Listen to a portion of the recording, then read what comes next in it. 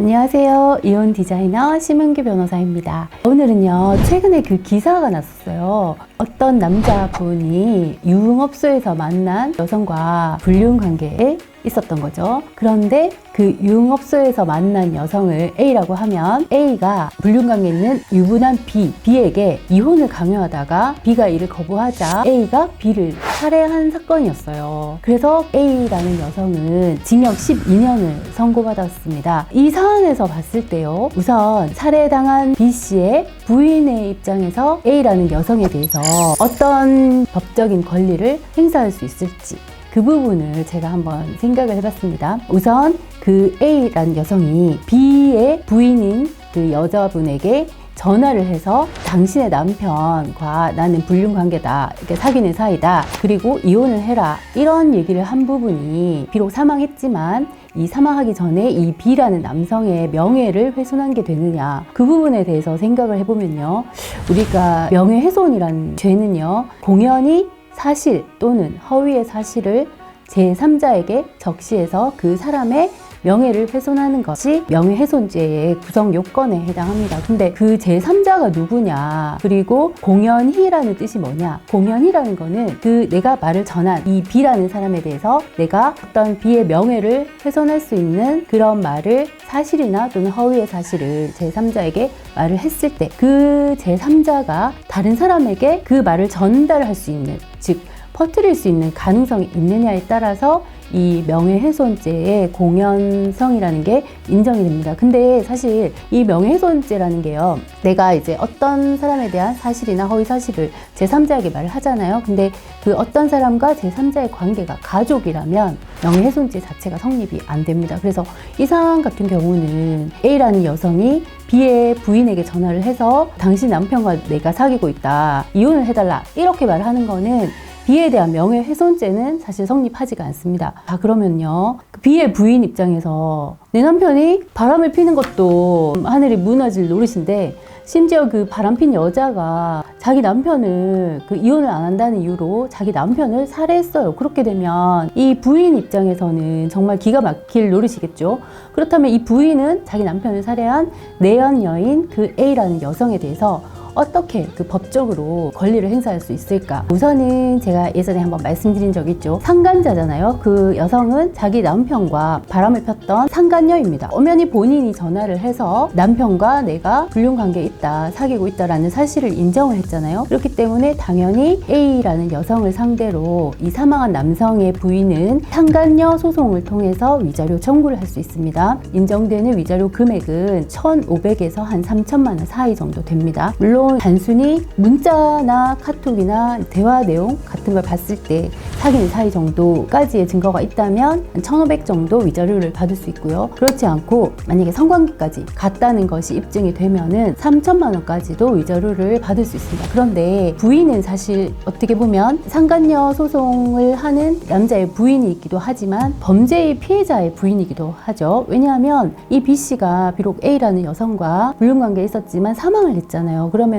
원래대로라면 이 상간녀 소송에서도 남편도 위자료 청구의 대상이 됩니다. 물론 남편과 이혼을 하지 않았다 하더라도 남편이 바람을 폈고 그로 인해서 부인이 정신적 고통을 받았기 때문에 그 부분에 대해서 남편도 원래는 피고가 됐어야 됩니다. 근데 남편이 죽어버렸잖아요. 그럼 남편을 상대로 청구할 수가 없겠죠. 그리고 이혼도 사실 남편이 사망했기 때문에 뭐 이혼을 할 필요가 없어요. 그러면 죽은 남성 B씨의 부인은 일단은 상간녀 소송을 할 수 있는 당사자지만 또한 범죄의 피해자의 부인이 됩니다. 그렇다면은 A라는 여성이 살인죄를 저질러서 징역 12년을 받았잖아요. 그러면 그 이제 형사재판 과정에서 피해자의 유족들의 합의서가 들어가면 형량이 좀 줄어들 수 있어요. 그렇게 되면은 이 A라는 여성은 자기가 죽인 남성의 부인, 자식, 그리고 그 남성의 부모가 계시다면 부모님까지도 그 형사 합의를 해야 되는 대상이 될 수 있는데요. 그러면 부인 입장에서는 이 A라는 여성에 대해서 상간녀로서 위자료 청구를 하는 것도 있고, 그거와 이와 별개로 형사재판에서 범죄의 피해자의 아내로서 그 형사 합의를 위한 합의금 청구를 할 수 있는 그런 지위를 가지게 됩니다. 그렇게 되면 위자료의 법적 성질이 좀 다르죠. 하나는 상간녀에 대한 위자료 청구 소송, 그리고 또 하나는 피해자의 유족으로서 이 범죄자에게 청구하는 형사 합의금 청구. 보통 이제 이 형사 합의금 같은 경우는 액수가 정해져 있는 게 아닙니다. 왜냐하면 사람의 목숨을 가격으로 따질 순 없잖아요. 그러면은 내가 충족이 되는 금액이 사실 형사 합의금이거든요. 그러면은 이 부인 입장에서는 바람핀 남편이 있겠죠. 그렇지만 남편이 죽었잖아요.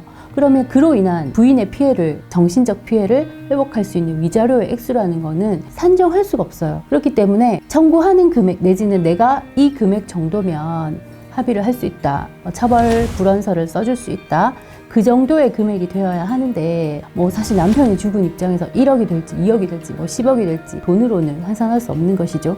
그렇지만 그래도 현실적인 합의금의 액수는 어느 정도는 있습니다. 그래서 아마 이 A라는 여성은 상간녀로서 위자료와 그 다음에 형사 합의금, 즉 본인이 그 징역 12년이라는 형량을 낮추기 위한 합의금까지도 그 유족인 부인에게 지급을 해야 됩니다. 그렇기 때문에 이 부인 입장에서는 A라는 여성을 상대로 뭐 법적인 그런 조치를 취할 수가 있습니다. 그리고 이제 이 사망한 B씨, 이 B씨의 자식들이 있다면 그 자녀들도 사실은 정신적 고통에 대한 위자료 청구를 A라는 여성에게 할 수 있고요. 또 이 B씨의 부모님이 살아계시다면 내 자식이 살해당해서 죽은 그런 정신적 고통에 따른 위자료 청구를 B씨의 부인뿐 아니라 살아계신 부모님, 자녀들까지 다 할 수가 있습니다. 그래서 오늘은 제가 최근에 기사 같은 이 사안을 한번 살펴봤습니다. 근데 제가 보면서 그런 생각을 했습니다. 그 바람을 피신다 하더라도 물론 요즘 현실적으로 밖에서 외도하시는 분이 진짜 많거든요. 물론 그게 들켜서 문제가 됐을 때는 사실 엄청 큰 파장을 불러올 수 있습니다. 근데 사람을 만나시더라도 좀 가려서 잘 만나셨으면 이런 생각이 좀 들었어요. 그렇지만 제일 좋은 것은 만나시지 않는 것이 제일 좋을 것 같고요. 그리고 제가 사실은 이 이혼 디자이너라는 이름이 이혼을 부추기는 것 같지 않나? 이런 생각을 하시는 분들이 좀 있더라고요. 근데 그게 아니라 저는 이제 정말 이혼하셔야 되는 분들을 도와드리고자 제가 시작을 한 것이고, 이제 그런 과정에서 이런 기사를 제가 보면서 부인 입장에서라면 뭐 힘드시고 정신적으로 충격도 크시겠지만 그렇다 하더라도 현실적으로 이거를 어떻게 해결할 수 있는 방법, 뭐 해결이라기보다는 그래도 현실적인 보상을 받아야 되니까 그런 부분에서 한번 생각을 해봤습니다. 예, 그럼 다음 시간에 뵙겠습니다.